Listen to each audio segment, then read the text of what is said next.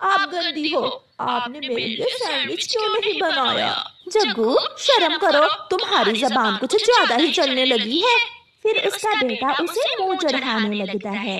ओ गोरी कौवी अपने बेटे के एक थप्पड़ लगा देती है। जिनके माता पिता नहीं है उनसे पूछ कर देखो माँ बाप की कदर। दिन रात तेरे लिए काम करती हूँ और तुम हो के मुझे मुंह चढ़ा रहे हो।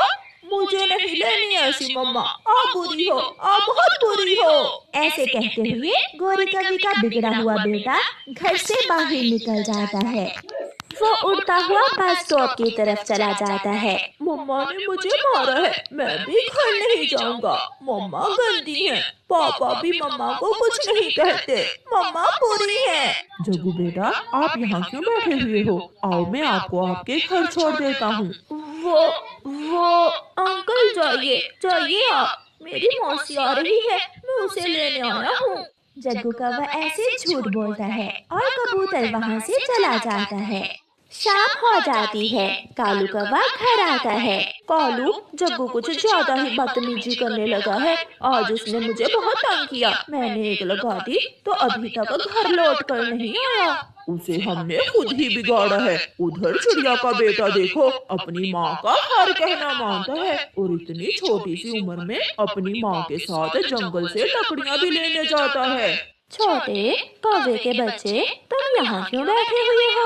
आओ मेरे साथ चलो। मुझे पता चल गया है तुम अपने घर से लड़कर आए हो। आंटी चील, आपको कैसे पता चला? जो बच्चे घर से लड़कर आते हैं मैं उन्हें खाना देती हूँ, खिलाने देती हूँ और मैं उन्हें इतना ज्यादा झूला भी देती हूँ। बड़े वाले झूले में बिठाती हूँ मैं उसे। हाँ हाँ आंटी, मैं भी घर से लड़कर ही आया हूँ। अपनी बहन से है ना, या फिर मम्मा से? मेरी बहन तो नहीं है, मम्मा से लड़कर आया हूँ मैं। तो फिर चलो मेरे साथ, मैं तुम्हें भी वो सब दूंगी। दुष्ट चील जग्गू कौवे को अपने साथ ले जाती है। कालू कौवा जग्गू को पूरे जंगल में ढूंढ रहा था, मगर उसे जग्गू कहीं से भी नहीं मिल रहा था। यार कालू, तेरा बेटा आज मैंने सुबह बस स्टॉप पर बैठा हुआ देखा था।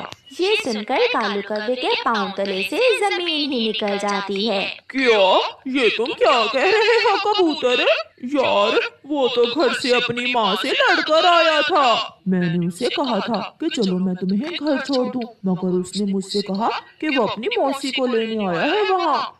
फिर कालू कौवा जल्दी से घर जाता है।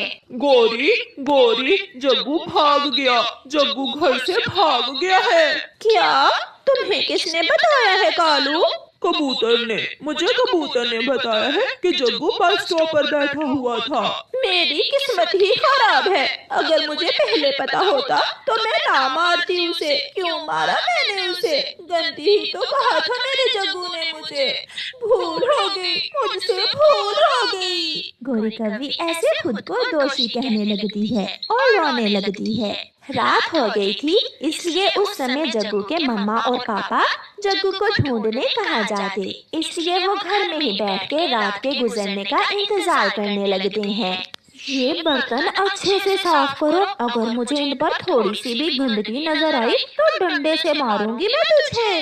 आंटी मुझे छोड़ दे, मेरे पाँव से ये रस्सी खोल दे, मुझे घर जाना है, मुझे अपनी मम्मा के पास जाना है। अच्छा, तू तो कहता था कि मम्मा गंदी है, मम्मा बहुत बुरी है, घर से भागकर आने वाले बच्चों का यही हाल होता है।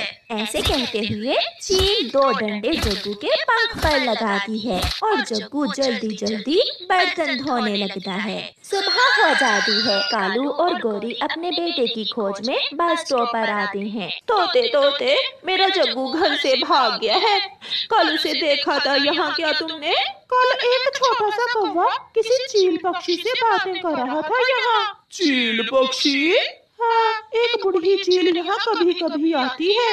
कालू, कहीं वो बूढ़ी चील ही मेरे जग्गू को ना ले गई। जंगल के इस स्टॉप पर पहाड़ों वाले जंगल से ही ऑटो आया करते थे। कौवा और गोरी कौवी एक ऑटो में बैठकर पहाड़ों वाले जंगल की तरफ जाते हैं।